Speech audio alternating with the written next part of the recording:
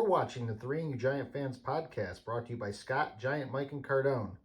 We're sponsored by Manscaped.com. Use code AGREYMAN to get a 20% discount and free shipping. And download our audio podcast at Apple Podcasts, Google Podcasts, or wherever you get your podcasts from.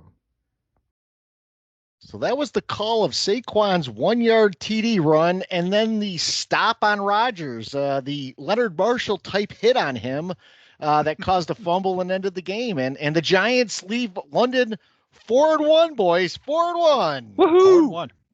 4-1. It's Right on. unbelievable. It's awesome. Just awesome. So we are the Three Angry Giant Fans. Not so angry this week, not so angry the last few weeks. That's your host, Scott, Giant, Mike and Cardone. And once again, those of you that are watching us on YouTube get to see us in our glory. You did not hear that opening clip. Our listeners on the podcast do. And guys, I mean, this is a new era. It seems like we finally have some momentum. We won. We've now beaten both number one seeds from the conferences from last year. These are games that in the past we just, we didn't beat the good teams. We would sometimes get wins against some of the bad teams and just didn't beat the good ones. Yeah, these are games in the past. I'm sorry. Go ahead, Mike. No, I was just going to say that, these are games that, I know every now and again, a blind squirrel finds a nut. And so we've had a couple of those over the years, but this has happened, twice in 5 weeks now, where we've gone out and beat a pretty darn good football team. And oh, by the way, I mean, don't forget our loss was, we went toe to toe with the Cowboys for 4 quarters. I mean, it's not like we got blown out of that building either. So, there's clearly some change here. Something's different. Yeah. No, guys, this is this is as signature a win as we've had as in our memory for several years, right? You got to go back at least to the 16 season, the last time we made the playoffs, because since then we've done nothing. And so this game it's a signature win right now in this season. And there's been a couple other comments made about some of the Giants wins. I mean, we've even talked about it here. They weren't the prettiest. They were kind of ugly. They were just, game management kind of wins. Maybe the Panther win or the Bear win. This game, we outplayed that team. Obviously in the second half, we outplayed them. Furthermore, Daboll outcoached Matt LaFleur by a mile in the second half and really throughout the game. And both sides of the ball. We're going to get into this all night, but that was a giant victory. There's the media can spin it any way they want. What's wrong with the Packers? That's all I heard today, or a lot of what I heard today was, what's wrong with Rodgers and the Packers, and we'll get into that. But this game was about the Giants being down by 14, showing incredible resiliency, incredible game planning, execution, and getting a big time win against a supposedly big time team, in the NFC. So hats off to the Giants, our Giants right now, guys. It's almost impossible to be angry tonight. I'll be honest. So we'll always be angry about something. There's a couple of things, right? But we'll go find right something. now, as far as being 4-1, no one. I'll be the first one to say no one expected this right now. Nobody when the season started. So this is awesome. So before we get into the breakdown, let's give a shout out to a listener. So hello, Miamisburg, Ohio. So it's a suburb of Dayton, and it's a location of a prehistoric Indian burial ground. It's called Miamisburg Mound. Lots of Miamis in Ohio. Kind of like, yeah, that's right. Yeah. Miami of Ohio University. Is that where they are? I know it could be. I don't think it is, but there's a Miamisburg. I don't think that is where Miami of Ohio Dayton is. has suburbs. Dayton. Dayton no knock on Dayton, but I've never been there, so apologize to our listeners in the Dayton, Ohio metropolitan area. But I just didn't know what kind of suburb. Don't know what a suburb of Dayton looks like. I don't know. Yeah, what always bothered me? Here we go on a tangent, right, to start off, right? Right on. If you have to be Miami of Ohio, change your name, right? Like if you have to throw the of Ohio in at the end, you just rename your school after one of the founders or something. You can't be Miami of Ohio. That's, it's like the IUPUI one or something. There's Indiana University of Pennsylvania. Indiana University, it's in Pennsylvania. Yeah, go with something else. Cut it out. Yeah. Get out of here. Get the hell out of here. Yeah. So, we all saw the dick went down. By the way, that's not something I should be angry about, but Packer fans might be angry about the abomination that was on Rodgers' head What the hell was that haircut that he had going on? I don't know. Somebody who's we'll just say Mike. It was like it's like when Jason Voorhees takes off his hockey mask. Yeah. That's what's underneath his the mask. That's the back of 100% Rogers' what it looked skull. like. Yeah, like there's the tufts of hair sticking out, and some bald area, and then other just not shaved. I don't know what it was. It's either he's a serial killer, or I don't. Does he have daughters? It looks like maybe his 8-month-old daughter cut his hair. That's the only other thing I can think of. I don't know why it was man. bugging me, but I kept seeing that wisp of hair behind his ear going, what the hell? Come Yeah. on, man. No, What a did he tool. have a man bun like 15 minutes ago too? I mean, what when we came out? All I know is we wiped that smug smirk smile off of that Dick's face. What a satisfying win. Unbelievable. And it was too, because at the end there, we had the great defensive stand, the 2 block passes, and we were doing that with a depleted DB crew. So Adoree Jackson got hurt midway through the game. McLeod stepped in, and he was called for a pass interference penalty, which we'll talk about a little bit later. But we played smart. We played disciplined. We kept our lanes, and I'll tell you what, we watched that replay. Even if that last pass gets by McKinney, who's coming in on the blitz, I don't think it's getting complete. That the receiver was blanketed. So go ahead. Yeah, I was going to say he was blanketed. Some people are arguing that it was going to be back shoulder, but he was like falling down. He had one hand on the ground. I mean, there's no chance that's complete in my mind, unless some kind of amazing thing goes on down there. But the ball's already on the way. To me, that's not being completed. We saw another game where Jalen Smith was all over the field making tackles on the running plays. Dexter Lawrence played really well. His sack was a huge point in that game. I mean, that sack could have been the turning point, because it got us the ball back, and we ended up going on from there. And one thing that I noticed too, we still don't have any interceptions this year. And not having any interceptions, maybe that caused the Packers to throw the ball more, but the Packers did something that would be more characteristic of what the Cowboys used to do. They abandoned the run in the second half. It seemed like it was working, then all of a sudden they just stopped running the ball, and I don't really know why that happened. Well, I think if I can comment on that, Scott, a couple notes that I wanted to highlight, because I heard some really good things about the coach, like the Brian Daboll, and the impact that this coaching staff has had through 5 weeks of this season it's been unbelievable. It really has. And a great example I heard today, between the way Daboll's coaching and and looking at Matt LaFleur in the second half. And you just brought it up, Scott, about how Green Bay abandoned the run. I heard a great statistic and this is around Green Bay, that Aaron Jones leads the NFL in yards per carry, something like yards per carry, but he's 19th in attempts.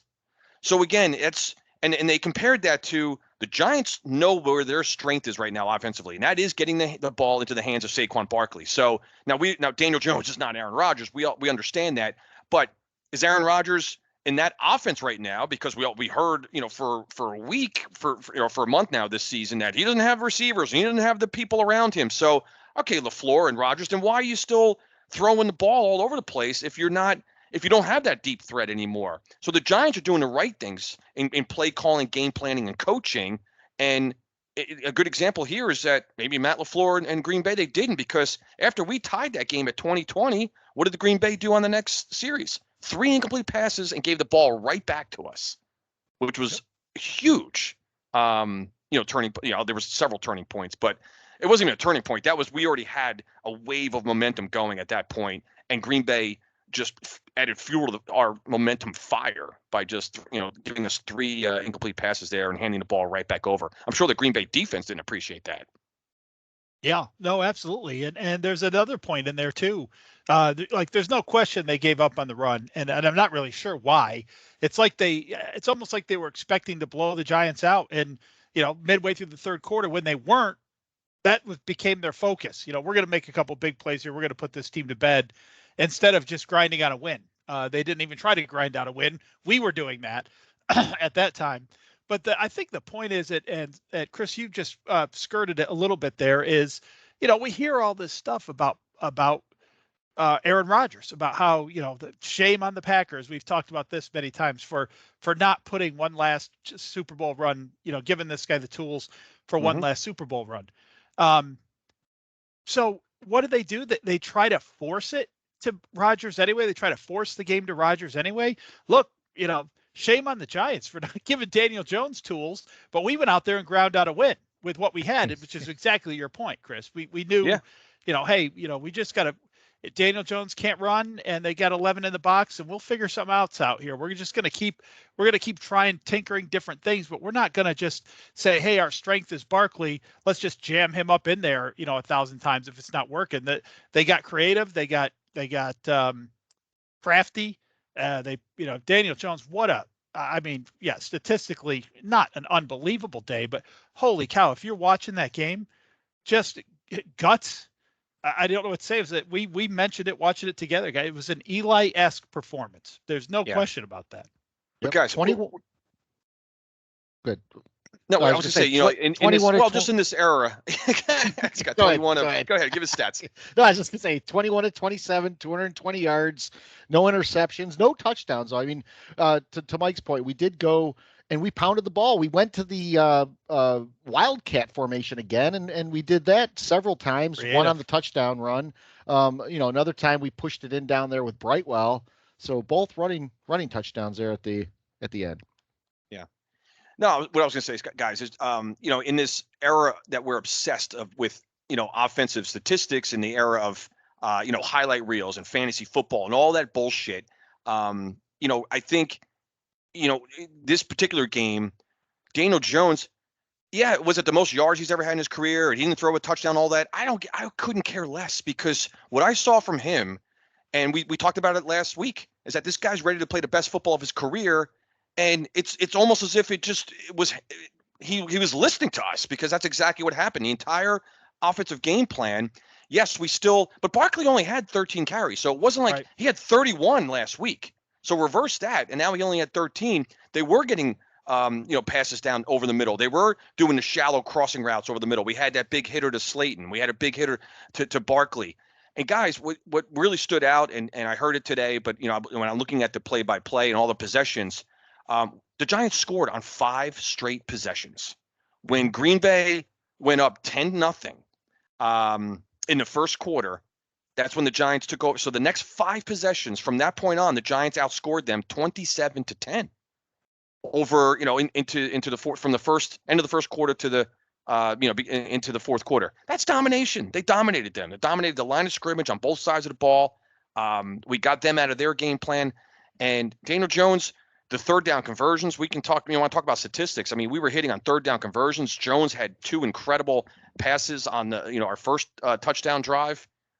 Which ended in a Bellinger reverse, double reverse in the red zone. Like, we're seeing stuff from our coordinators and our coaching staff that we haven't seen going back to the likes of almost a Parcells era, because Coughlin didn't even run, trick plays and that kind of stuff. So I'm just giddy, guys. I'm just giddy at what we're seeing on both sides of the ball, and more importantly, just how everyone's buying into the coaches. They're buying into each other. This is it's and what's going to continue to happen, I believe, is that this is not going to just be a Saquon Barkley team. I think as guys gain more confidence, you've seen in Daniel Jones right now, he just looks different. Does he not look different, guys, than the last couple of years? And that's what winning does. It breeds confidence, and it's contagious, and that's what we're seeing right now. I was glad to see Bellinger get in on that play, because I just had flashbacks to giving the ball to Evan Ingram down at the goal line like we used to, and something hideous would happen, a fumble, or he would lose 8 yards and force us out of a touchdown. Just anything that was bad. But good points, Chris. I'll say this: Bellinger is playing really well as a tight end. He's blocking. He's getting the clutch catches. Slayton really stepped up this week. In Breida, when Breida had to come in, because people forget Saquon Barkley had that shoulder injury before he came in and ripped off a couple big runs. Breida held down the fort and got 2 first downs on himself. And I do believe that in some of those drives that we had, at least 2 of those drives were 10-play drives, which sustained drives that we're having. Can I give a little statistic on that, Scott? Because I wanted Sure. to highlight that too. Is like, so these are the Giants' scoring drives. The 5 consecutive scoring drives. 8 plays, 45 yards. 11 plays, 86 yards. 11 plays, 56 yards. 15 plays, 91 yards. And then 6 plays, 60 yards. And then I and of course chewing up a lot of clock in there as well because the Giants, held the advantage in time of possession, and you can't do that if your quarterback's not playing lights out, right? You can't sustain long drives, and like I said, Barkley was out on the, we thought we were panicking that his season might be in jeopardy with the way he went down. I was calling for the broken clavicle. I'm always asking the dick Aaron Rodgers to break his clavicle, and here it was. I thought Saquon Barkley was going to go out. I thought we were going to see him in the harness. He went into the blue tent, Mike, and Mike made a great comment. He's like, what is there, a trap door under this thing? We haven't got an update from this guy. We haven't seen or heard from him. And there's no reporter on the sidelines. Did we not bring a reporter from the United States over to London on a sideline? Where are these people? It's an 8x8 tent. It's not that easy to hide in. Yeah, no, that's why I'm convinced there's like a trap door that goes into the bowels of the stadium down there. You go in there, you don't come out. How about this, guys? If we want to talk about the offense, I mean, great showing. As Chris said, a lot of people don't see it that way because the final score is close. At some point between the second and third quarter of that game, the Giants took over that game and dominated it. And I don't think even people watching kind of understood that, but Chris just laid it out there beautifully. But how about we scored before the half? Yes. Let's make sure we get that in there. That we Finally scored under 2 minutes to go in the half. So let's not forget to mention that, so we can put that one to bed. And what was big about that is we got the score and then we got the ball, and to start the second half. So we did give up a field goal at the end of the half as well. Right. But So we're still giving up points. We haven't solved that part of it yet, but at least we're scoring our own now. No, we talked about this as we were watching the game. We were the ones that said Aaron Rodgers was going to have a 90-yard drive, sustained drive, to sort of stick it to us. And instead, we flipped the tables and we had that 91-yard drive, I think it was, wasn't it, Chris? Yeah. 15 plays, 91 yards. That's a drive of all drives. That's a line of scrimmage dominating kind of drive. When the game it is, obviously we were crawling our way back into that. That drive is the one that tied it up, and that came after. Scott, you already just mentioned it, but that came after the sack. So Green Bay was up 20-13, driving on us. They got down to the 36-yard line. We got them to a 3rd and 8 situation, and that was the sack by Lawrence that pushed them out of field goal range, or at a minimum, it pushed them out maybe from going forward on 4th down. We talk about this all the time, where you get those, kind of chunks of yards on 3rd. Maybe they get a 4th and 2 or something like that, and they end up going for it or kick a field goal there. Gigantic play, guys, to force the punt there. And then we went on that 91-yard drive. And I got to believe that demoralized the Packer defense a bit there, because then the Giants, that was the game-tying drive, got the ball right back, and we went down again. It was awesome. I heard an interesting interview this week where Xavier McKinney said that under Patrick Graham, he was never asked to blitz. And he's had a number of times just in this season alone where his blitzes have resulted in negative plays for the opposition, whether it's a tip pass, whether it's getting in and disrupting the quarterback or getting a sack. The more I see and hear of what happened in the prior regime, the angrier I get at the passiveness at which we played both offense and defense. When you look at Garrett's schemes versus Kafka's schemes, when you look at Wink's schemes, obviously versus anyone in the NFL, but certainly Patrick Graham. Yeah, I don't know if you guys heard this, but the last thing I heard before I logged on to speak with you fine gentlemen tonight was because, the Raiders-Chiefs games are right now. We're recording on a Monday night.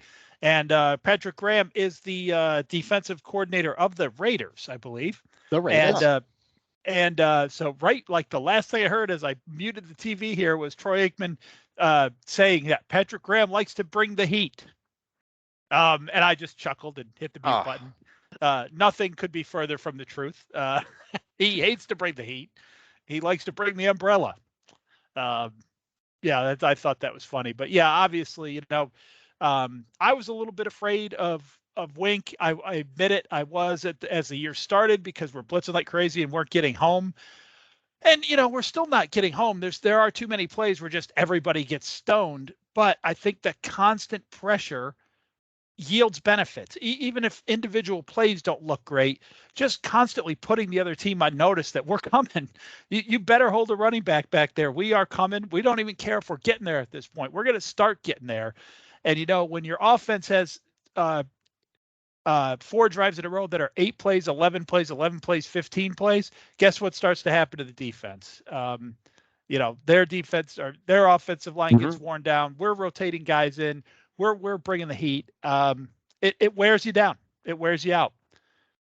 Yeah, and that's a great point, Mike, because you talk about in the trenches there, where when an offense is rolling, the field it's tilted, right? It feels like it's downhill, and you always hear about the offense wearing down the defensive line. Whereas in our case, I think, especially on yesterday, our defensive line, I think we wore down the Green Bay offensive line. Yeah, it's like the other way around.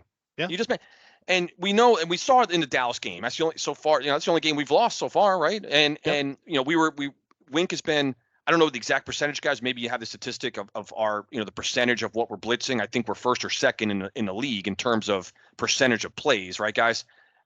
Which is, I say keep it up because, again, you're not going to get home every. I mentioned the Dallas game because we didn't get the Cooper Rush, once in terms of a sack. But what it at least did is that it still throws the timing off of certain plays, and you're not able to. Typically, you're not able to get the big play, and we were that's a game. Yeah, we lost, but we were within 1 score, right? And we had the lead in the second half of that game. So I think the defensive game plan just needs to continue doing what they're doing, and offensively, I think I heard a great line today saying this team a year ago was doing fucking quarterback sneaks on our own 8-yard line. In the second quarter of a game last year. So talk about a different regime in a different year. My God, what a difference a head coach makes and a year makes for the New York Giants right now. I can't recall a season that, right now, I mean, again, there's a lot of football left. And I know that, who knows what can happen as the season goes on, but through 5 weeks right now, this is as promising. And I think they're way ahead of the curve right now, guys. They're just ahead of the curve of what we are, everybody's expectations, obviously the 3 of us, but we're just part of a fan base that loves this team, and we're seeing already the return on investment with Daboll and the rest of our decisions in terms of coaching staff. Can't wait for the next week. We have quite a few guys that have stepped up too. So, and Dexter Lawrence has stepped up his game in the absence of Leonard Williams the last couple of weeks. Jalen Smith, we plugged him in. He came in off the practice squad, comes in the last 2 games, has been stellar against the run. Adoree Jackson gets hurt. McLeod comes in, and that Rodgers is going to target him, and Rodgers did target him a couple times, and he held up, and you figure we had to have Love playing cornerback a couple of times. Holmes played cornerback and did okay. I'm still a little bit upset about the pass interference call on McLeod, just because as you're watching that play, you could call pass interference anytime there's contact on the defensive back if you're going to use that standard. And Mike made a great point, and I saw it echoed on someone on Twitter today. He said that the receivers might as well just start grabbing defensive backs and throw them to the ground or go limp and fall down like you've been pulled down, because the refs are buying it. I saw a critical pass interference call against the Titans, and fortunately the football gods then had Carson Wentz throw an interception, but they gave him 1st and goal from the 2 in a situation that would have won the game for Washington had they converted there. Yeah. The officiating, I mean, I'm sure like every week we'll get into it too. I don't know if you guys saw Micah Parsons rant on officials today. It's awesome, and he's spot on. And it's just, it's crazy right now. It is absolutely insane. And if I go on Twitter, if I mention it when I'm talking with fans who aren't you guys, they're like, come on, Mike. Going back to the 50s and 60s, everyone's always complaining about officials. I don't give a shit. This is different. This isn't an occasional shitty holding call or a missed holding call. This is a whole different level of stuff, and it's being done in the name of player safety, but some of it just makes zero sense at all. Even through the lens of player safety, this is out of control. Yeah, it really is, and it's been building for a number of years. Last year was hideous, and this year's on pace, I think, to be worse. And it's just the game is nearly unrecognizable right now. And let's make a disclaimer here. We're not saying that the Giants are winning or losing because of bad calls. We're Not at saying all. that officiating as a whole is terrible. And we'll give some examples because as we were watching the game, Giants were a beneficiary of a couple defensive holding penalties where we're like, what the fuck is that? And then we got called for a couple and we're like, what the fuck is that? And I can't for the life of me understand what illegal contact is, because every time I see illegal contact called, the receiver is initiating the contact and the defender's just standing there getting plowed over and the flag comes out. So here's what I'm upset about is that they notice these little tiny infractions and they're calling them for big chunks or game-changing moments in a contest, but they're missing Green Bay with offensive pass interference almost every time they threw a screen pass to their wide receiver. Guys are blocking downfield. They're missing Thibodeau getting held serially in that game. Thibodeau could have had 4 sacks had he not been pulled down. And that's what Micah Parsons was complaining about. If you watch that Dallas game, Micah Parsons was getting mugged on almost every play. And the guy still broke through and got a couple sacks and game-changing plays. But my Lord, they could have thrown a flag on every play. But what I don't understand are those plays like Thibodeau and Parsons, they're one step away from the quarterback. If that's not at the point of attack and impacting the play, I don't know what is. We have plays that aren't even being impacted at all, and flags are coming out. And that's where I think the big miss is with the officiating today, is that they're focusing on these infractions that don't mean shit and don't impact the play, and missing the ones that actually do. And we're going to get into a bigger play in a second because it'll be a bigger rant on one of my favorite officials. Oh, if you're talking about Boger, I have that one I have that one locked and loaded as well.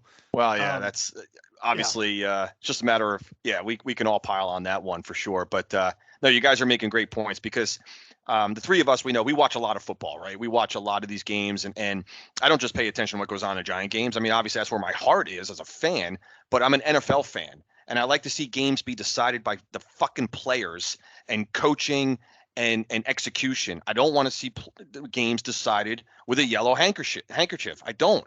And we talk about it all the time. And you guys just said it perfectly. I mean, but it's out of control now. I was going to use the word sickening at this point. It's gotten sickening where we all know it, right? I mean, I know the first thing. I don't even react anymore. Like we watch games together. We watched the game together yesterday, and it's like I'm the last one to kind of really celebrate a third or fourth down stop. If we're on defense, because I wait for the little box there. Everything again. My life is on DVR. My real world timing is on DVR watching these games because you got to wait for the flag to see if the little box shows up. But we were saying during the game that if I was a coach in this league, an offensive coach, whether it's receiver coach, line coach, whatever you want to say, I'm instructing my players to knock the defenders around, grab them, push off of them, pick them, fall down as Tunyon did yesterday on the the little lob pass down the near sidelines, because chances are 90% of the calls go against the defense in this league, and the players know it. The players know it. And that's why defenders are frustrated as hell. They don't know how. Coaches don't know how to coach the defenders anymore. You heard that from the Atlanta head coach. We'll get into that, of course. But that's the state of the game right now, guys. And they can talk all they want about player safety. It's changing the outcomes of games between wins and losses. And that is affecting jobs. It's affecting players. It's affecting everything. Wins and losses is what it comes down to. That's it.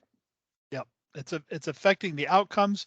That I did not hear the Atlanta coach say that, but what a great point. How do you coach a defensive player right now?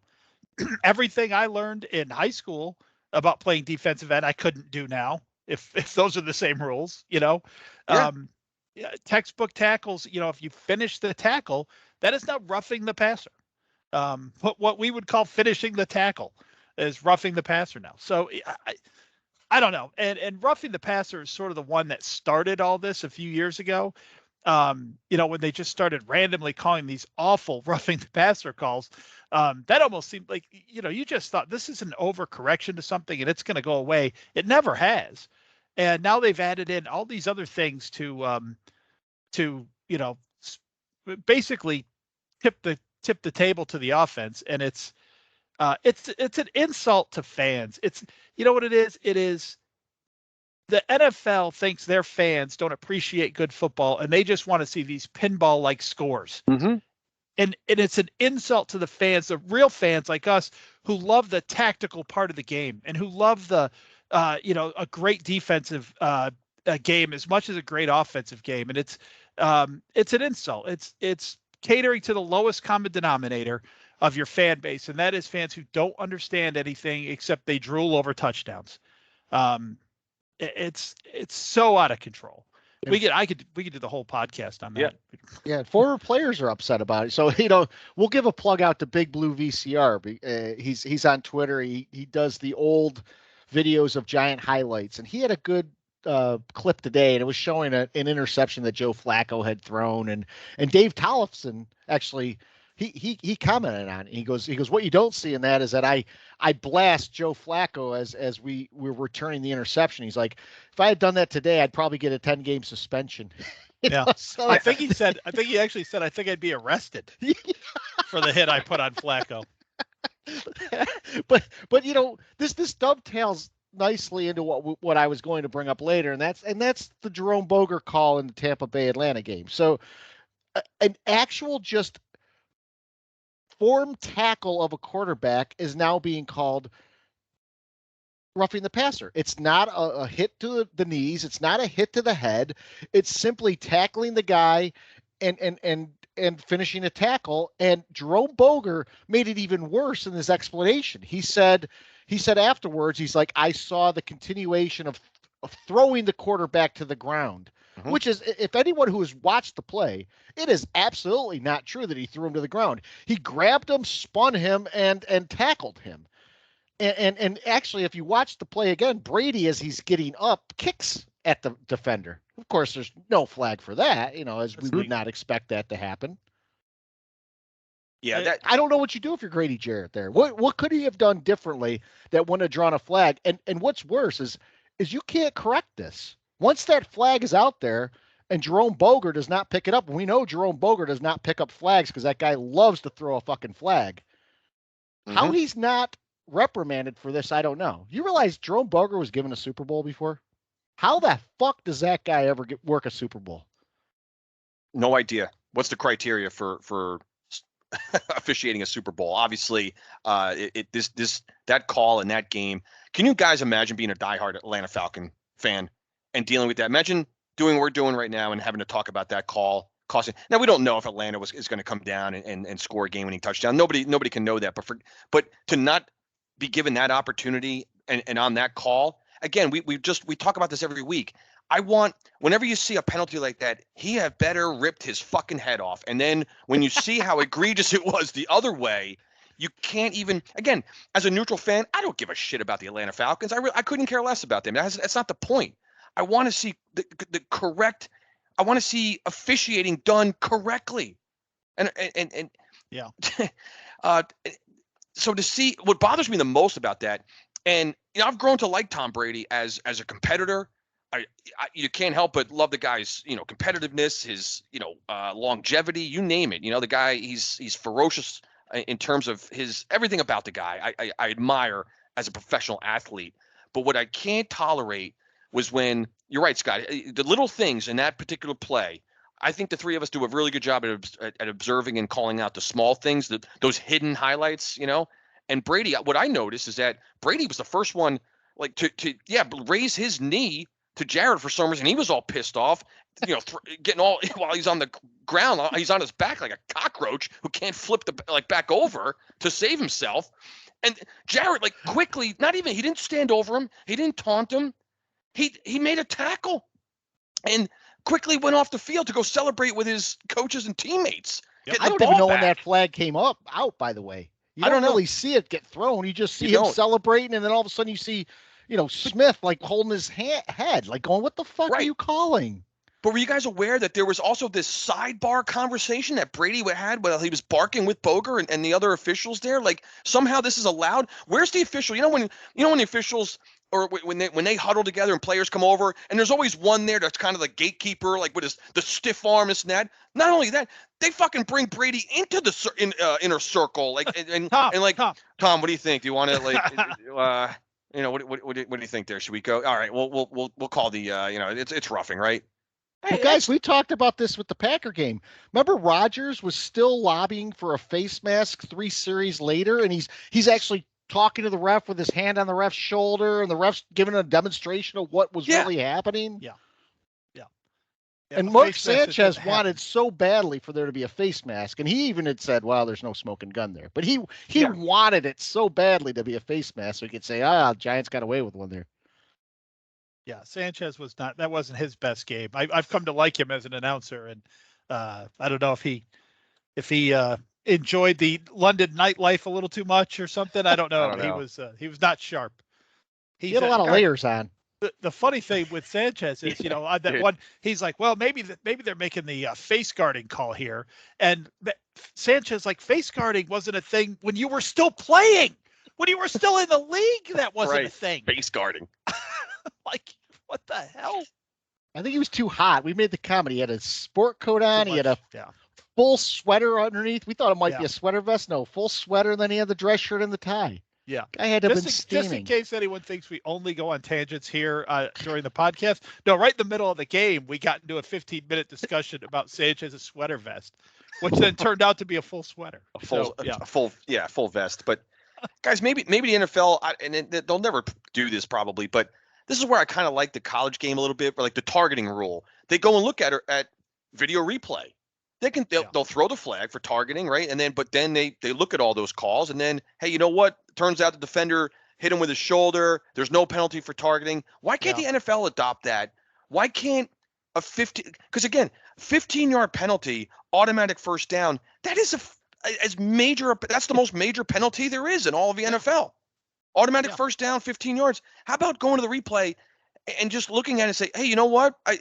There's no unnecessary roughness there. He made a tackle. We're picking up the flag. Why not? I think the only problem with that, Chris, and I agree with it, and Rich Eisen said today, why not just make it reviewable?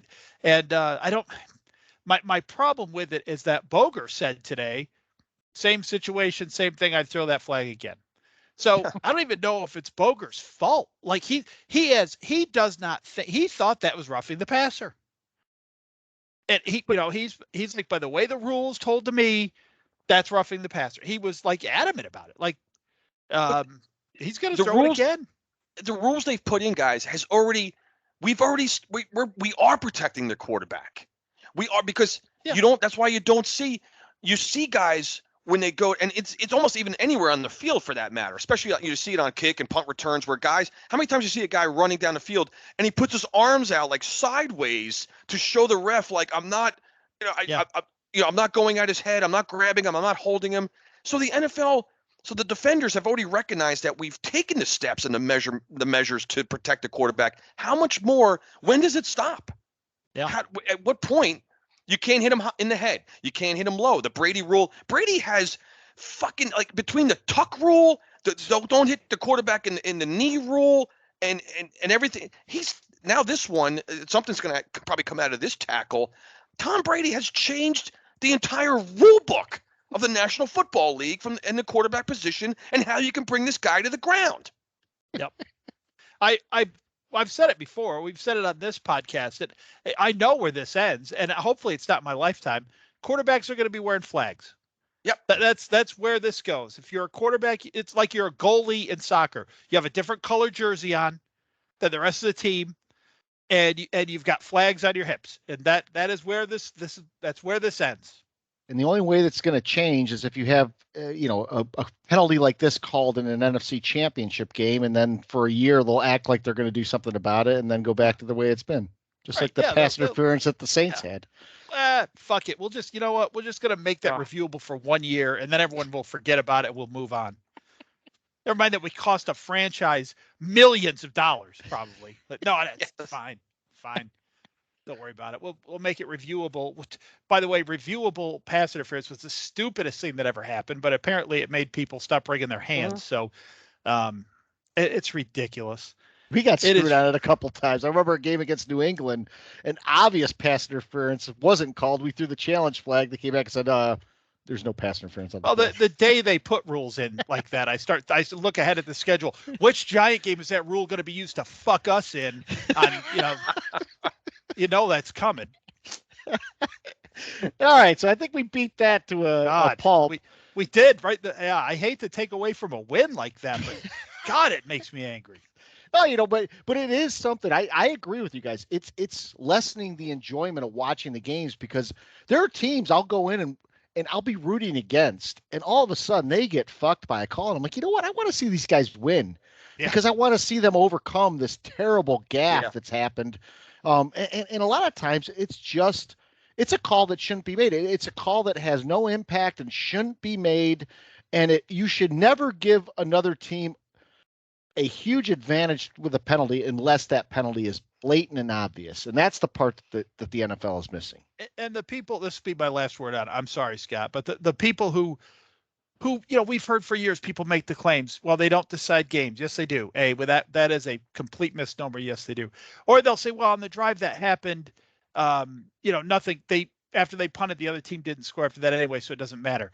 Yes, it did matter because if you understand the game, you understand field position, and you understand how something that happens 3 drives ago can affect the score later on. It completely changes everything, even if it on the surface doesn't look like it just happened. Very good. It puts the game on a different course. Absolutely. Yep. So we got the Ravens this week. I look at the Ravens much like I did the Packers. I don't know if we're going to win this game, but the Ravens are beatable. Jackson, if we could contain his running, he made a couple just terrible throws last night. Missed a couple open guys for touchdowns. Mm-hmm.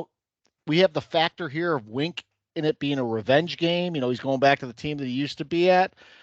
We can run against these Ravens. Their run defense is suspect.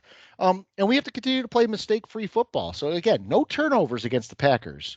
Kept the ball, won the field position battle, and ended up coming away with a win there. If we play a similar game versus the Ravens, I think we'll come up on top again. That doesn't mean I'm going to pick them because I again, don't know if we're going to win this game. We're home, and the early line that opened up, again, sort of a slap at us, was 6.5 favorites for the Ravens. Yeah. I think the Giants are the points. Again, I don't know if they're going to win the game. I probably won't pick them to, but that's insane.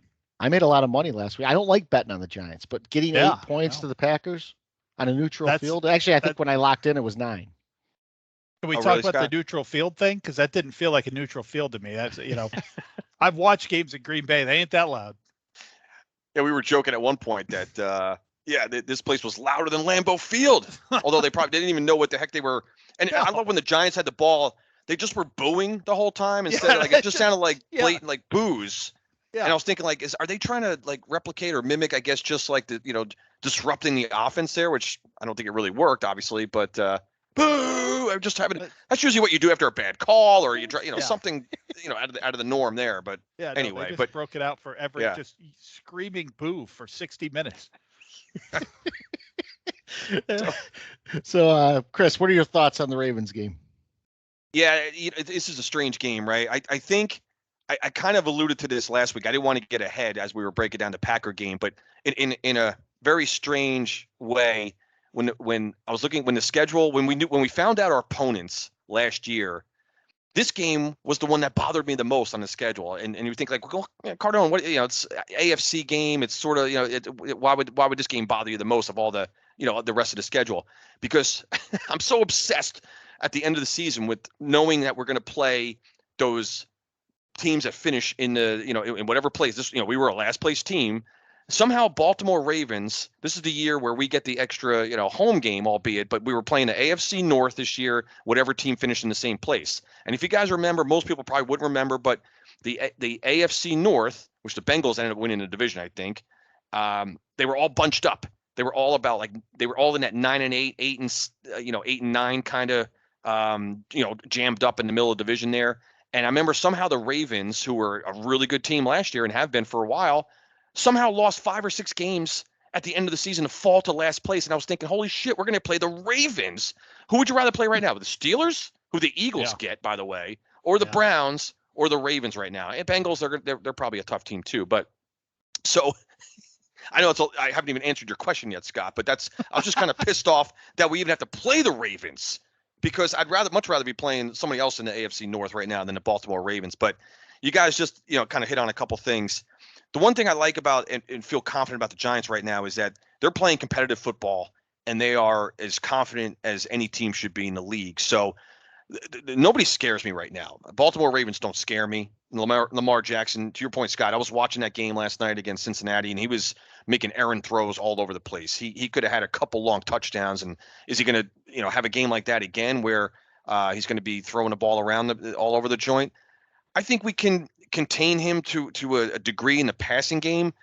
What bothers me, of course, is his legs, right? Are his legs, where he can just break off those long scrambles on third down, those kinds of things. But you just brought up, I was thinking the same thing, like Wink Martindale coming back for, against his former team. He's going to come up with a crazy game plan, I think. I think we're going to see a lot of blitzes from the Giant defense and try to disrupt and contain Lamar Jackson as much as possible. I hope we have not one, maybe even two spies in that, second layer of defense there to make sure that we, he doesn't really break off the long runs. But, that's only one side of the ball. That worries me with Baltimore. Yeah, you mentioned it, Scott. Their run defense has been pretty porous through the first 5 games. So with our run game, I mean, the Giants right now, they're second in the league in rushing yards per game on offense. Only Cleveland averages more yards per game than the New York Giants right now. So maybe we go back to a game where maybe Barkley gets the ball 30 times in this game, and we just pound the hell out of that Raven line, ball control. And if we don't turn the ball over, we're going to be in the game. I'm not sure if this is a weird game, guys, to predict win or loss. I kind of have a feeling it's going to be a loss too for some reason, because like right now it's too easy almost to just say the Giant train is just going to keep rolling and go 5-1. But another encouraging stat: only 6 teams in the league have less giveaways than the Giants right now. So we're not turning the ball over that much. So if we can keep up that pattern, we're going to be in this game. But it's going to be. I like the Giants in the points, but I see another close game. I think the Giants lose a nail biter. I really do. I think they lose like a 4-point game, something like that. In this, he's trending to play, but I think in this game we really need Leonard Williams there in the middle. The Ravens have a hell of a rushing attack outside of just Lamar Jackson. So yeah. Lamar Jackson can beat you with his legs too, but don't count out their running backs that have gaping holes a lot of times. And Dobbins is back, and they really ran quite well against Cincinnati. What I noticed that Cincinnati did is they had 2 guys sort of plugging the holes in the line so that they were keeping Lamar into the pocket. So they weren't really doing spies necessarily, but they were making sure that he didn't have any gaps to go through to run in. So I think that's a good way to combat what Jackson brings. I did have to laugh before I go to Mike and his take. I had to laugh at the one pass that Jackson threw that he overthrew the guy, and they had to throw up the next gen stat of completion percentage on this play, 78%. Like, what the fuck? How do you calculate that? How do you calculate that a ball on a guy that's open is 78%? Like, I just don't understand how you come up with these percentages. We laughed about it during the Giants game when they threw up the win percentage of the Giants at 78%. Ironically, the same number, 78%. What was it when we had the 7-point lead with like 6 minutes left? Yeah. And we're like that 78%, if the Packers score, is probably going to flip to 100 for the Packers. And we're like, how does that happen? There's some guy sitting in a room. Hey, what are the odds of the Giants finishing this out here? 78. Go run with that. What the? That's next gen. I But no stock in that. I'm way angrier tonight than I thought I would be after that win. But you guys just keep taking me to places here that I'm not comfortable being. Scott, you really brought up the point there that I wanted to be when we're on defense against Lamar Jackson. And what you can't do against this guy is blitz off the edge and let him then get outside you. That's where he makes all of his hay. That is where he makes every one of those gigantic plays that you see. Now he's going to break loose for a couple runs. There's no question about that. But if we just blitz from the outside and let him juke our blitzing linebacker from the outside and get outside more than 3 times, we're dead, because those are all going to be big plays. Every time that happens, it seems like, and you're lucky if it's not. Whether he finds a guy wide open or he just keeps it and goes himself, they're all going to be big plays. Wink Martindale can still blitz here, but he's, like Scott said, these has to be run blitzes. They have to be gap blitzes. Yeah. Coming up the middle, keeping Lamar Jackson in the pocket. Lamar Jackson in the pocket looking for receivers scares nobody in this league. He will never scare anybody in this league doing that. So if you can keep him there doing it, we take our chances with that. I'll mention, back in the day, this was a Michael Strahan game. Strahan was the best at keeping a running quarterback in front of him. We don't have anybody out there like Michael Strahan right now. So we will have to, hope that we get him more than he gets us. I'm kind of with you guys, probably not picking the Giants to win this game. But it's going to be close. They're going to have a shot in the middle of the fourth quarter.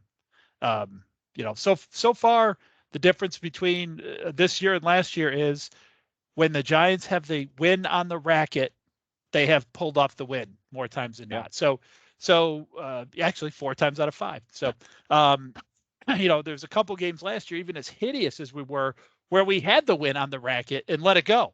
If there's one thing that's improved a little bit this year that's making a huge difference, that's it. We're closing these things out, and hopefully we'll have a chance to do that Sunday at 1, which, by the way, is when all football should be played, Sunday at 1. So, speaking of football being played, we did say that we're recording this on a Monday night, and I'm getting a bunch of texts right now. Apparently there was a roughing the passer call on Mahomes that might have been as equally absurd as the one that was called on Brady. So we could, if we rewind here, we could probably see it over Chris's shoulder. But notice the names we're talking about, though. When you talk about these, like, it's Patrick Mahomes, it's Tom Brady, it's Josh Allen, it's Justin Herbert, it's Aaron Rodgers. None of those guys, those are guys that are, Pro Bowlers and champions and stars of the game, faces of the NFL. Those are the guys who get those calls, right? I mean, even Jones yesterday, there could have been, if we're protecting quarterbacks now, he was thrown out of bounds on one play. Could you not make the argument, at least have a debate about that it's, if we're trying to so hard to protect the quarterbacks, well, why not? I'm trying to think. Does Daniel Jones even have one on the sidelines? Elton John? Yeah, Elton John. Yes, it is. The Elton John doppelganger on the sidelines. Which, by the way, these guys that anybody who gets rolled over on the sidelines by these players, how does this still happen to the extent that it does? You see these players coming from 50 yards away. Get the fuck out of the way!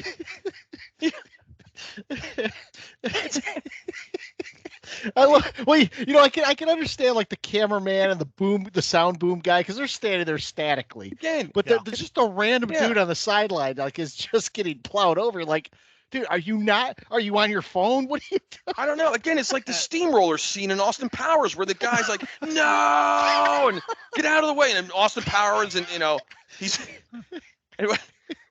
look out, get out of the way, and the guy's sitting there with the security guard, fucking move. You see these guys? I don't know what it is, but the big clear sound collecting things. Those guys, they seem to get, like, at a high rate. I don't know if they look clear to us, but I don't know if they can see through those that well. Maybe that's like an objects in mirror are closer than they appear type thing. Yeah, maybe. Because those guys get taken out at a high rate. Those guys all the time. Things. Yeah. So, score prediction, Mike. I don't see any reason why it wouldn't, be what it has been so far. Let's go. Baltimore 26, Giants 20. I got to cover. I got to cover. Just barely cover. I am going to go with Baltimore as well. So again, last week none of us had faith in the Giants beating the Packers, and I just see this again being a game that I think it's going to come down to the end, and I think this is one that we do end up on the short end of. But I'm going to say 21-17. Again, we cover, and I am going to take the Giants in the points, because I don't like the the respect that they're getting. This is a home game. This isn't a road game. It's a home game. Yeah, and it's 6.5, which is that extra little twist, right? It's not just 3, because you can figure it's 3. The Giants are getting 3 for being at home, so this line is actually 9.5. If you look at it that way, which I choose not to. Which, by the way, so we're talking about point spreads. So just before I give my score prediction, the victory yesterday, Giants were getting 8 points, at least when the line closed, right? Scott, you said you locked it at 9. So far, I heard today that's the biggest point spread update in the NFL so far this year. Huh. Was Giants beating the Packers? I didn't have the balls to take the money line. Yeah. So that was the nobody did. Yeah. and I'll be truthful. Midway through the first half, I was a little bit worried too. And guys, let's talk about this for just a second, because we joke about the halftime adjustments, and there's still no halftime adjustments going on, which I actually was glad to hear one of the Giants coaches talk about the fact that halftime adjustments they aren't doing. But what they are doing is in-game adjustments.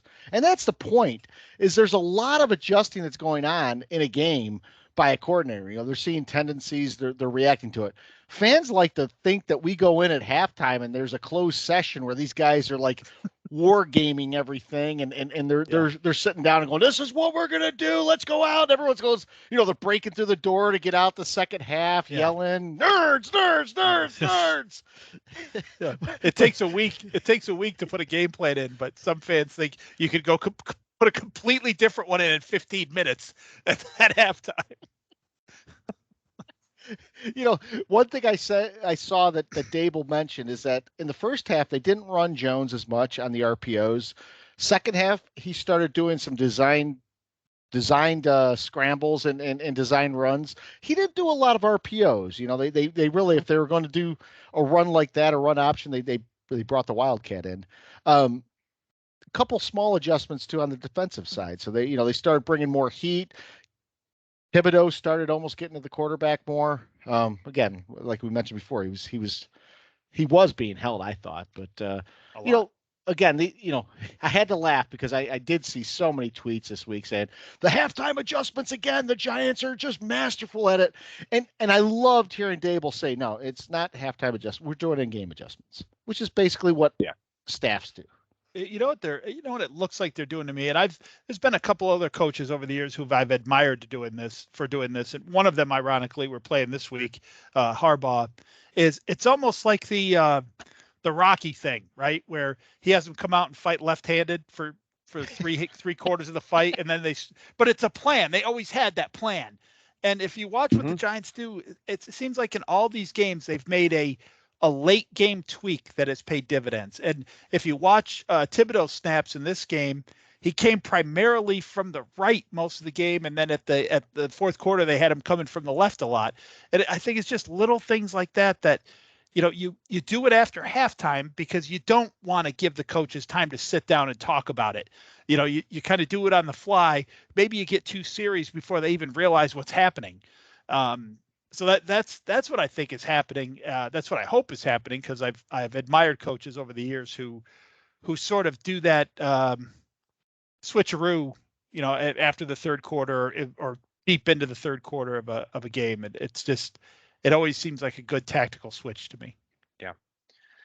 So I think another great indicator, guys, as far as in-game adjustments and game planning and such. Again, another statistic. I love these kind of stats, like the team stats, the ones that are not the obvious ones.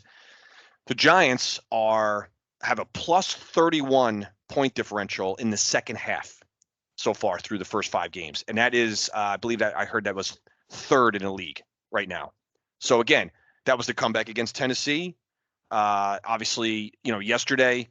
And then the only game they've been outscored in the second half was, of course, the loss to Dallas, and that was only a 4-point differential. And we had to lead in the second half, and so the Giants are putting up a lot of points in the second half.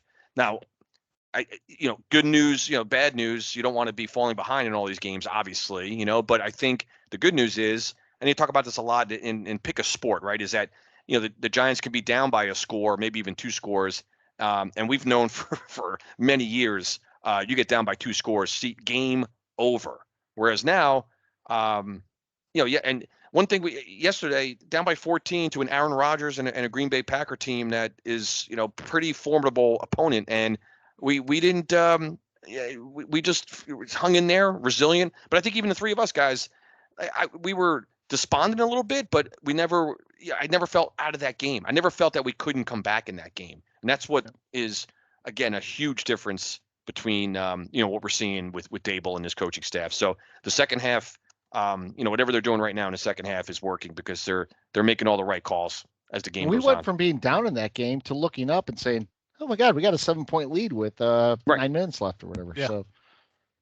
So support for the Three Angry point. Giant fans is brought to you by manscaped.com. Go to manscaped.com, use the code AngryMan, and you will get 20% off your order as well as free shipping.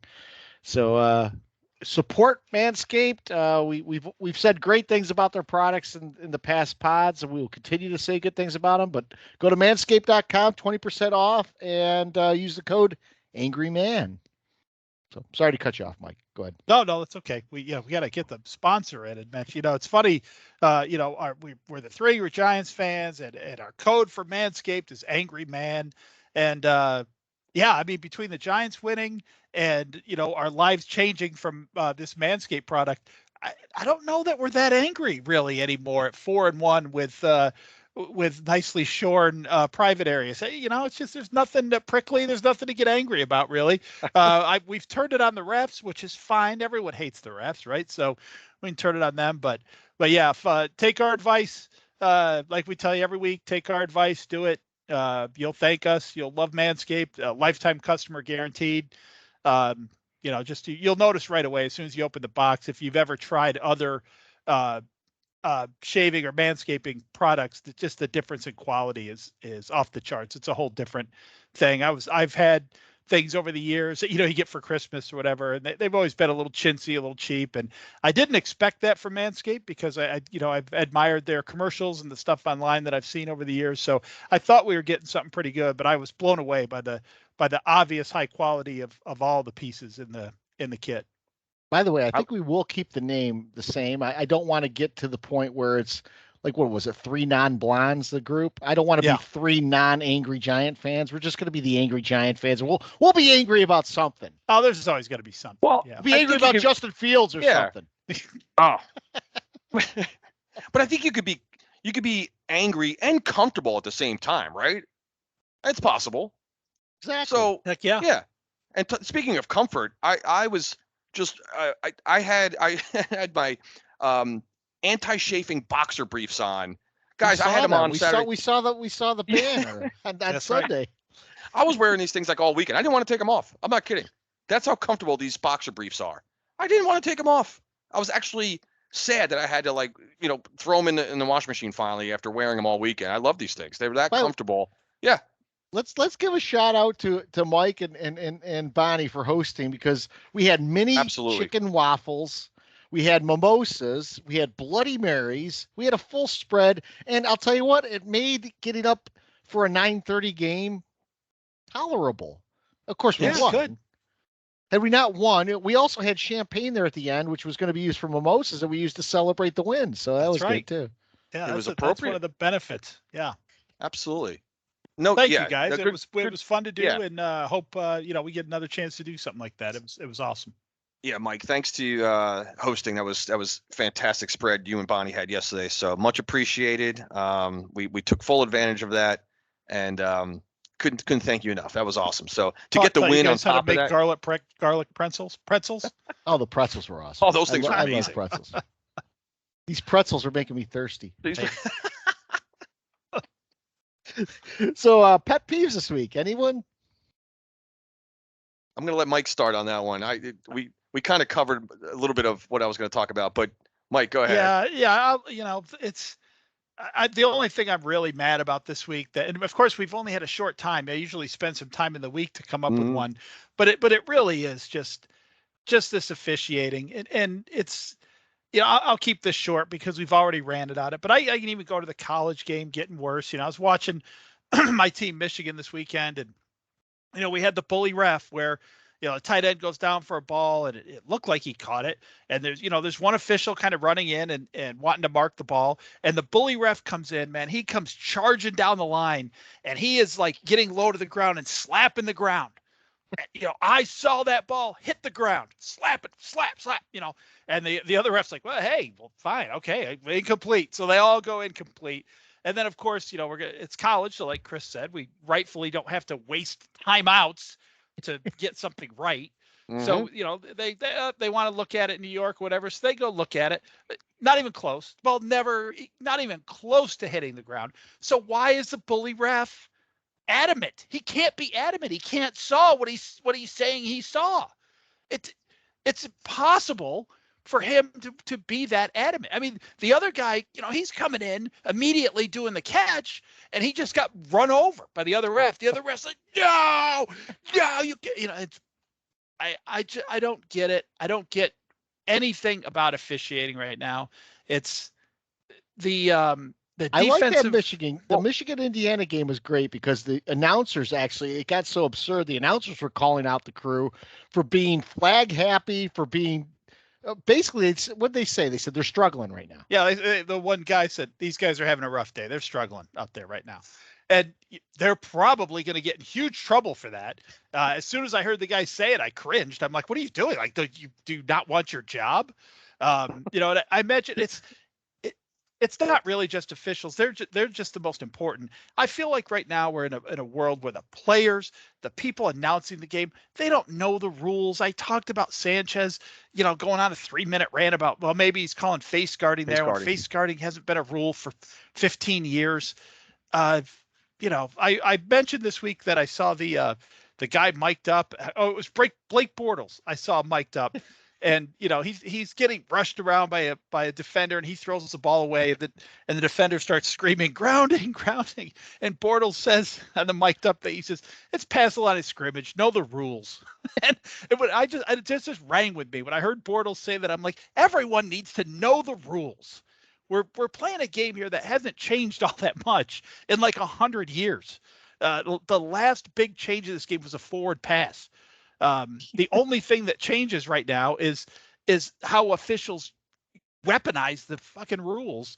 And, so I'll wrap that whole thing up with, and I put this on Twitter. I don't know if anyone saw it. Scott, you might've saw it. I think I copied or added you, whatever you do on the Twitter, but, it was this big article about how the scoring is, or no, not the scoring. These games are being decided by 3 points or less. 3 points or less, yeah. At this amazing rate. Like, oh my God, the NFL's achieved this parity, and look at this. Every game comes down to 3 points, and like my tweet to that was, it's almost like they're intentionally doing that. It's almost like they have some way to control how these games would end. Thankfully, apparently they do not, but. Yes, they do. They have the 3rd down and 10 fourth quarter defensive holding or illegal contact. They have weaponized it to keep their games close. You can't convince me otherwise. That's my repeated pet peeve rant for today. We need to bring back blatantly showing up the officials in for everyone's eyes to see. And the three of us, we did a great job of reminiscing yesterday about Bill Cowher when he was head coach of the Pittsburgh Steelers years ago. Loved that guy. Loved the way he coached. I loved everything about his approach and everything. But this guy was never shy about showing up an official. And our favorite of all time, my favorite of all time, I think collectively we were in agreement with this, at least for the time being yesterday, was the Pittsburgh Steelers were called for having 12 men on the field. So this was before the day they had fucking tablets and all these, you had a whole computer system on the sidelines where they just used to use the photographs, right? The in-game photographs. So Cowher, I think, guys, it was on the way to the locker room at halftime, I believe, and he calls the official over. So Steelers are flagged for having 12 men on the field, but in real time, and sure enough, the guy that was coming off the field, I think pre-snap, made it to the sidelines. They ended up with having the right number of players on the field, being 11. And by the time the ball was snapped, there shouldn't have been a penalty. So Cowher takes the black and white photograph, folds it, and fucking jams it and shoves it in the official's pocket before he takes off to go to the locker room. In a classic NFL, like, one of those NFL films, classic highlights that we've seen that we don't see anymore. We don't see those kinds of interactions anymore. I don't know what would happen to today's NFL. If a head coach tried to pull that stunt on the field and completely showed up the official like that, I mean, you see it in baseball, but baseball, it's just easy for the umpire to eject these guys. Yeah. They don't have that in football. Like a head coach can't get ejected. At least I don't think he can. I mean, players can get ejected for, phantomly, targeting players or what have you, or being, on the bad end of, terrible calls. But a head coach taking a photograph and shoving it down an official's pocket, saying, like, you're going to be sick when you see that, like that photo and the call you just made. Outstanding. And arguing with Bill Cowher back then was like arguing with a WWF wrestler. You were going to come away with a face full of saliva from all the spill coming at you. Yeah. It was like the refs probably would get together and go, "Oh God, I had to take a Cowher shower today." Yeah. Bill Cowher yelling in your face. That's awesome, Chris. I absolutely loved it. I always loved that from day one. So there's two things that brought to mind for me. One of them is, why not? Why don't we have head coaches run out onto the field? Like you call defensive holding, and like Dable takes his headset off and jogs out to the 20-yard line. It gets right in the official's face and screaming, kicking AstroTurf rocks on him. Well, like the pellets, Mike. Like the little rubber kellets. Like kicking the pellets like Billy Martin used to fucking kick dirt on the umpires. Remember, like Martin is.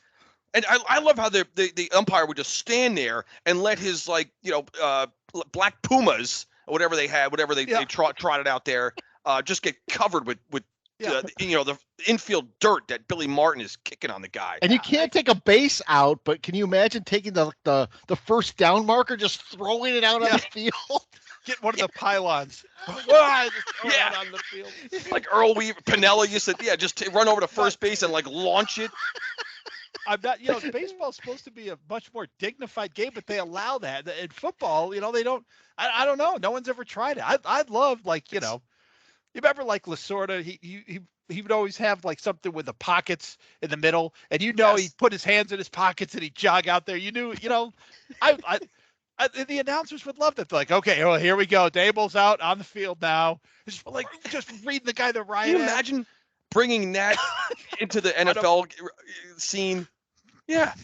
When I see coaches get irate over things like illegal formation calls, damn well the official fucked up, because that coach has practiced that formation all week long. Yeah. So when Dable starts running down the sideline at the guy, that guy's got to be like, I fucked up, but I can't do anything about it, because that's the way we are in the NFL. Dable was saying he's on the line of scrimmage. He's on the line of scrimmage. And you go back and look at it. He was. There's no. I mean, he might have been 6 inches off, but that was crazy. Then the other thing, Chris, I thought was, so like during the time when they had those black and white photographs, right? Did they have a dark house, or what do you call this? Where you dark room? Dark room. Yeah, they have a dark room in the stadium, or were coaches running down to Kink or CVS and getting things developed and bringing them out again? Well, Greg Brady was the guy. There's the Greg Brady reference again from last week. You need a photographer. Bring in Greg Brady. Brady was ahead of his time. He was doing that back in like the early 70s. Yeah. So I don't know.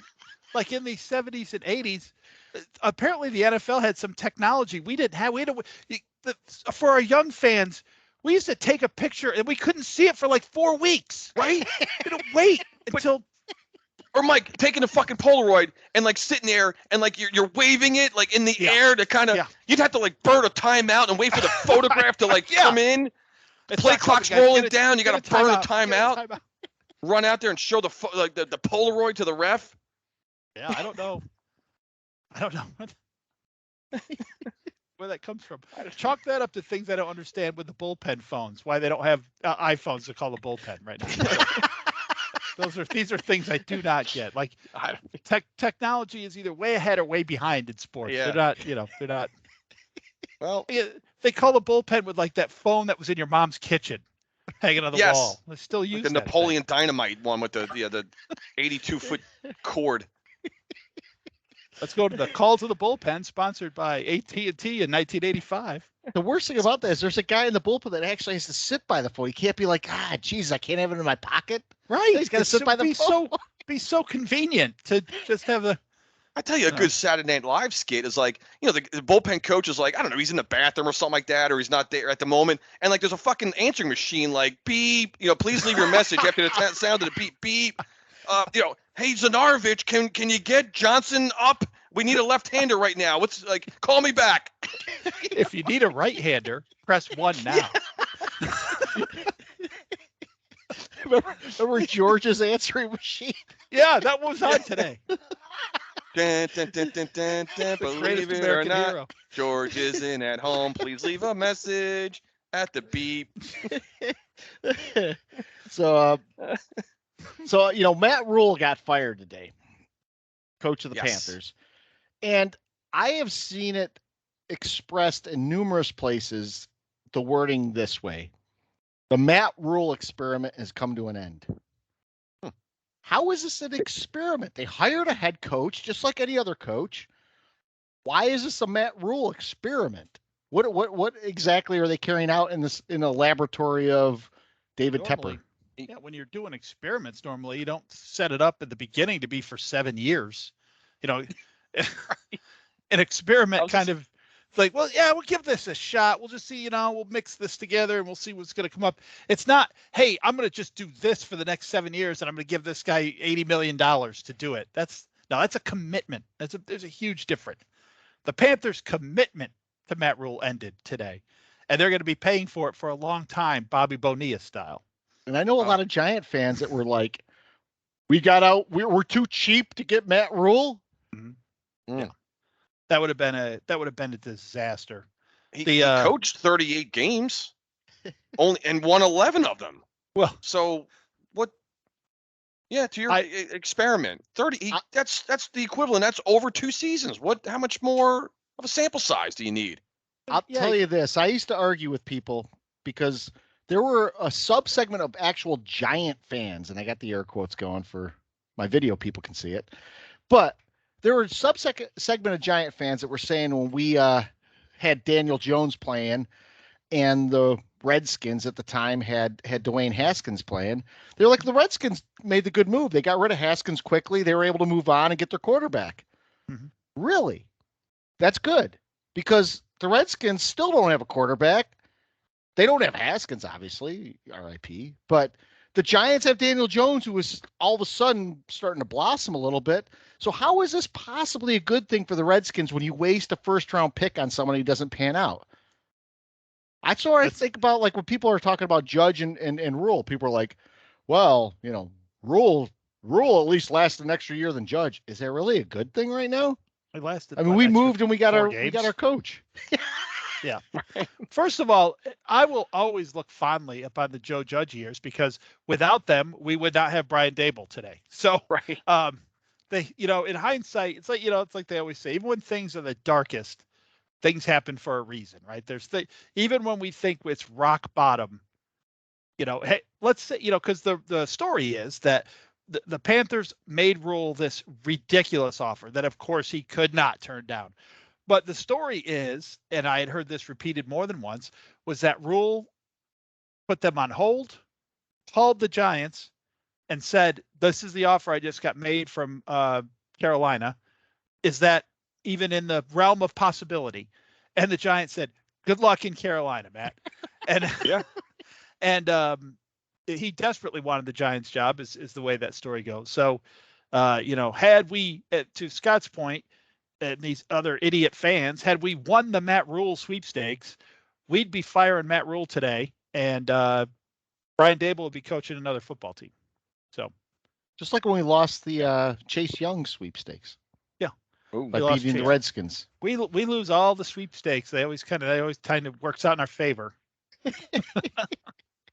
So we do have 2 questions tonight, and I have to preface this because it's coming from Bry Peacock, and he's a Cowboy fan, Yeah, they're snarky. We're going to Yeah. look at them in the light of this coming from a Cowboy fan. So Yeah. the first question is, how bad was the trade down by the Giants with the Bears and not getting Micah Parsons in the draft?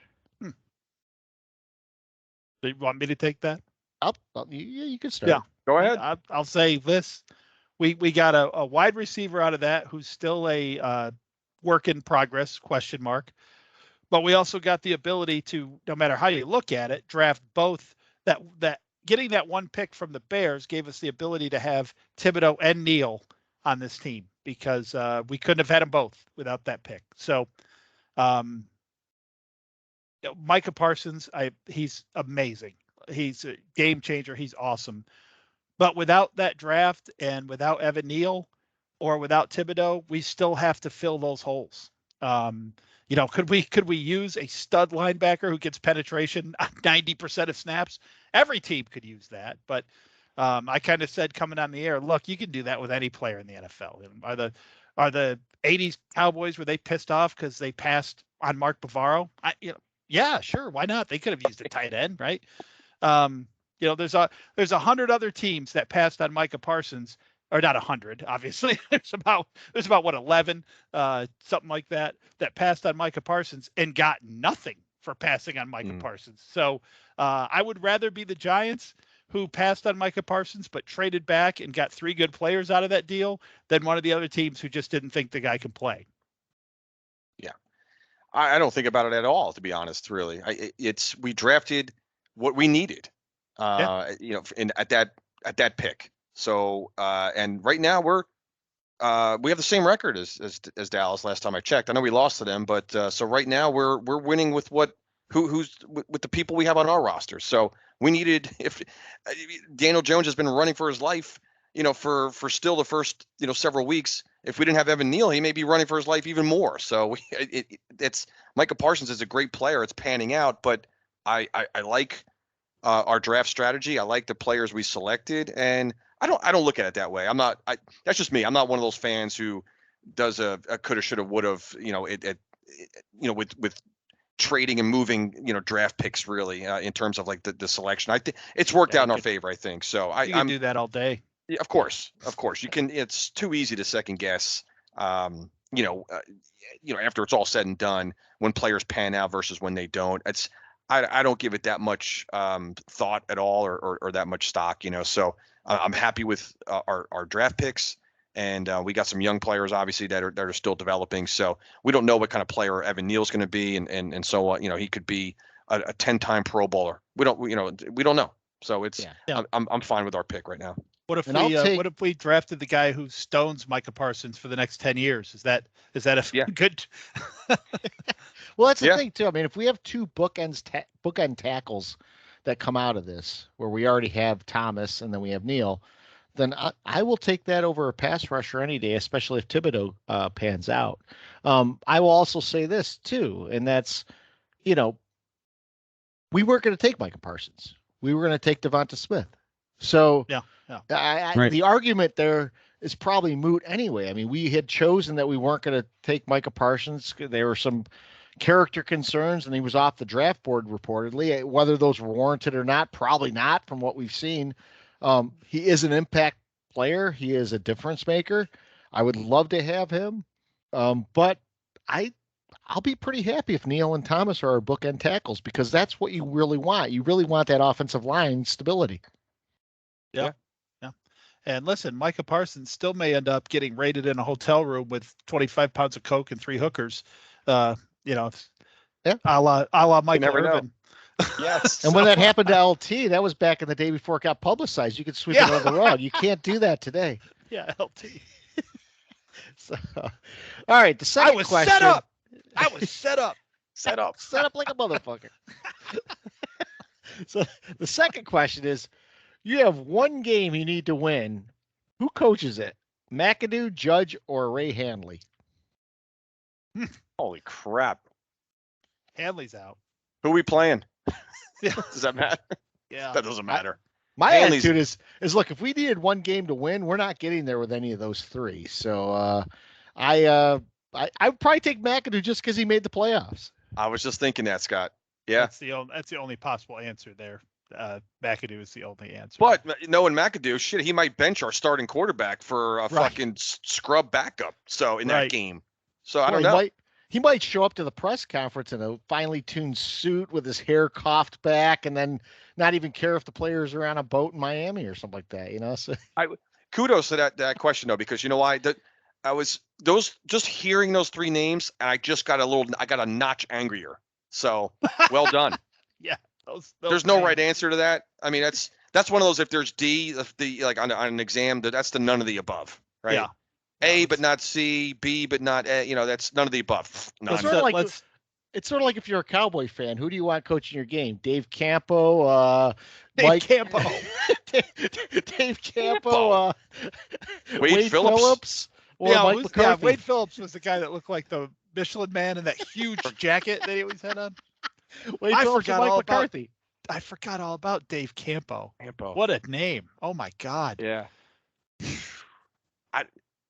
Probably, yeah. It's as sad as it is. I guess McAdoosh would be my official answer still.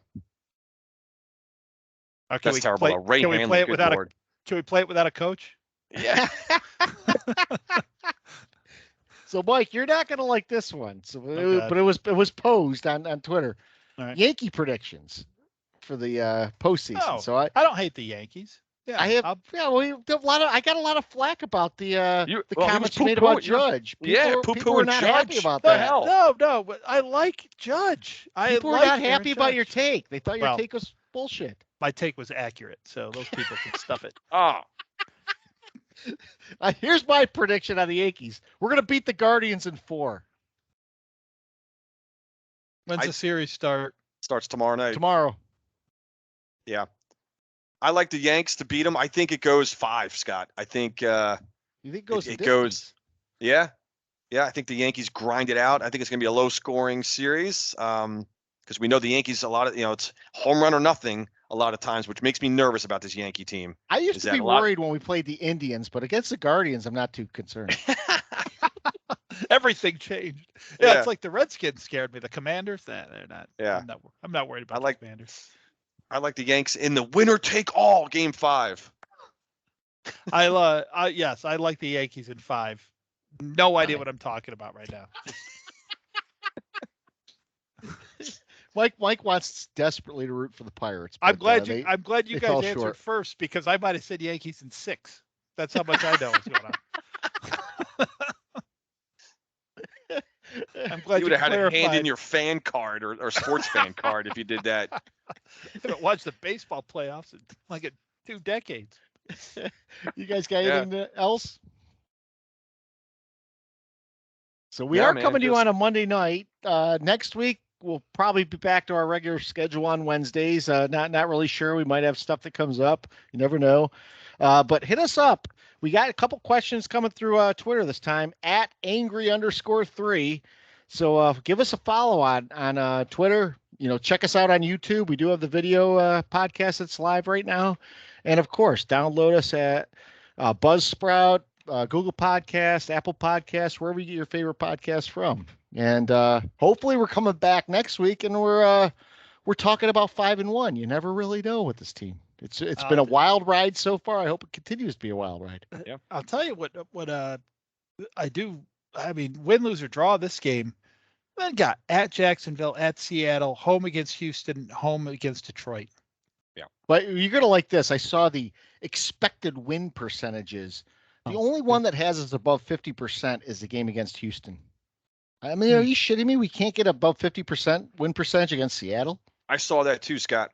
I think Detroit was as well, if I'm not mistaken. Houston and Detroit. Yeah, Detroit. Houston and Detroit were the only ones. But yeah, you're right. The rest of the season there were 2. I'm like, wow, like we're still not on the radar, right? Of course, we only had like an 18% chance to beat the Packers, and but how like I was going to say the fucking Guardians, but the Commanders, the football team, Washington, whatever. Like we're not expected more than a better 50-50 chance to beat that scrub team. Come on.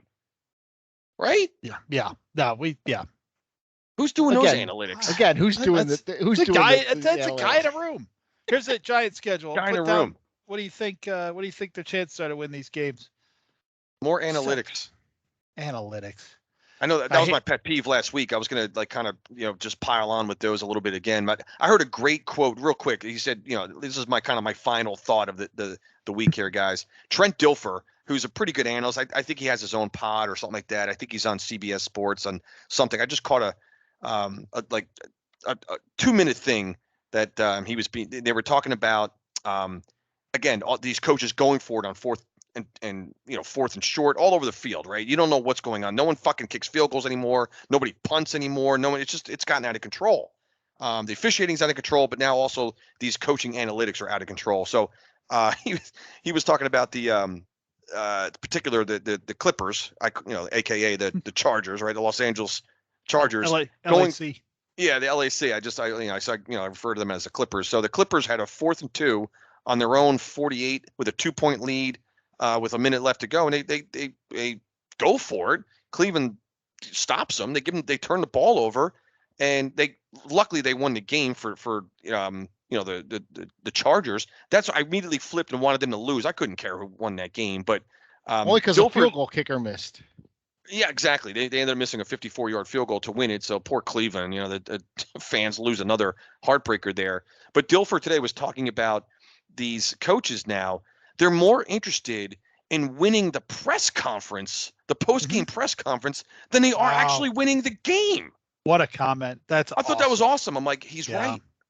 It's that's so the questions everyone wants to know is, hey, coach, what was the decision there? Well, the analytics said that gave us the best chance to win this, that. And we've been talking about it on our pod here since the season started. This is out of control, guys. These coaches now are not even making decisions. They're not even using their own instincts or coaching skill, experience, ability. Wow. They're going off of some fucking sheet of paper that says what gives them the best chance to win, and then they want to answer and be actually smug about being questioned. You're questioning my decision to go for that. In the post game, they want to have some savvy, sophisticated answer to some reporter who's asking these questions. Then they're not even thinking about, man, that's a tough freaking, where's the coach that says that's a brutal loss, that's on me, I got to do better, I can't let my team down, we were fighting and grinding there, and I got to come up, I got to handle that better. No, it's just sort of like, well, the analytics said this and that, so that's what we did. Like, how dare you ask me that question? Right. They can't be questioned when they use analytics. The first thing out of their mouth is that whenever something like that doesn't go right, first thing out of their mouth, analytics. That is cowardly. That is taking no responsibility for your own actions. They found this way, and I don't remember which game it was. I really wish I did. But there was a coach last year, later in the season, who came out and mentioned analytics. And I think it was probably Riley again. The same guy, the guy from the Chargers. One of the Riley, announcers the or jerk store guy. Anyway, back in the studio, one of the guys would say, that's not analytics. That was just a bad call. Like, he was like, there's no analytics that would tell him to make that call. I wish I could figure out which one that is. But you're right, Chris, the smugness, how dare you question. Yeah. All I did was go by math. It's just math, guys. It's just, they're more interested in having a great answer to a question in the post-game press conference than they are actually winning a football game. Yeah. It's out of control. They don't take any of the normal, because the one thing we've talked about it a million times, I won't run the pod too long to talk about it, but analytics doesn't take into account my defense has been getting drug all game. It doesn't take that into account. It's a single situation in time. It doesn't take into account that, my starting quarterback got his head tore off in the first half. It doesn't. It's ridiculous. I got a guy playing quarterback who hasn't taken a snap since his junior year at Ole Miss. It doesn't. No, you got to go for it on 4th and 3 here. It's nuts. All right, fellas. We good? All right, guys. All right. Let's go blue. Let's go blue. Let's give them a hell